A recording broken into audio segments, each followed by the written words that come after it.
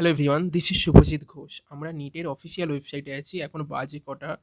এখন বাজে রাত 8:17, 30th অক্টোবর। তো এখনও অবধি রেজাল্ট আসেনি।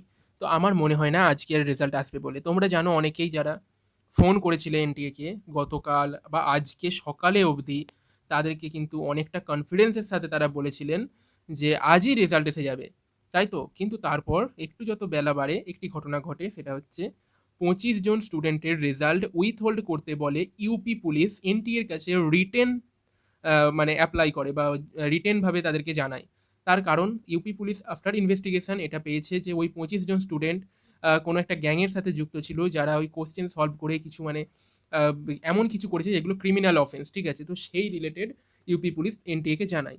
এবার এনটিএ কতটা তাড়াতাড়ি ওই 25 জনকে ওই এত যে লাখ অফ স্টুডেন্ট এতজনের মধ্যে থেকে ওই 25 জনকে বের করে তাদের র্যাঙ্ক কার্ডটাকে বের করে, দেখো এখানে র্যাঙ্কের ব্যাপারে এসে যায়, এমন নয় যে তার মার্কশিট আছে সেটাকে জাস্ট রিলিজ করবে না, অন্যগুলো রিলিজ করবে ওগুলোকে বাদ দিয়ে।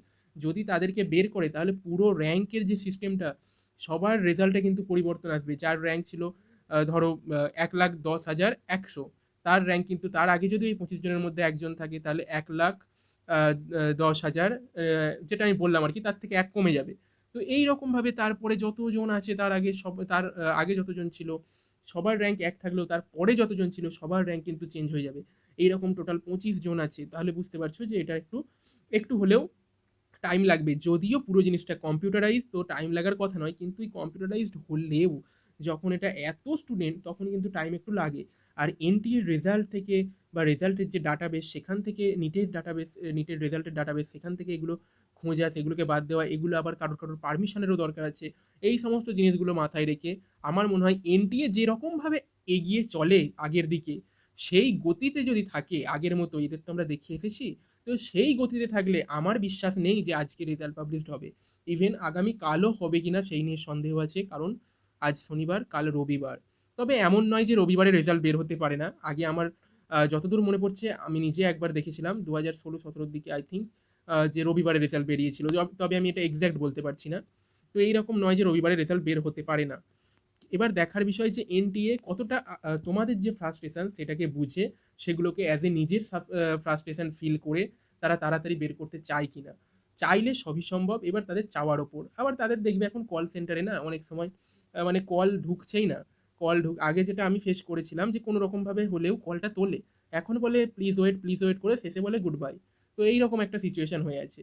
তো এবার দেখা যাক কি হয়, আগামীকাল আমরা দেখবো কি হয় না হয়, তারপর সেই মতো তোমরা আপডেট পেতে থাকবে।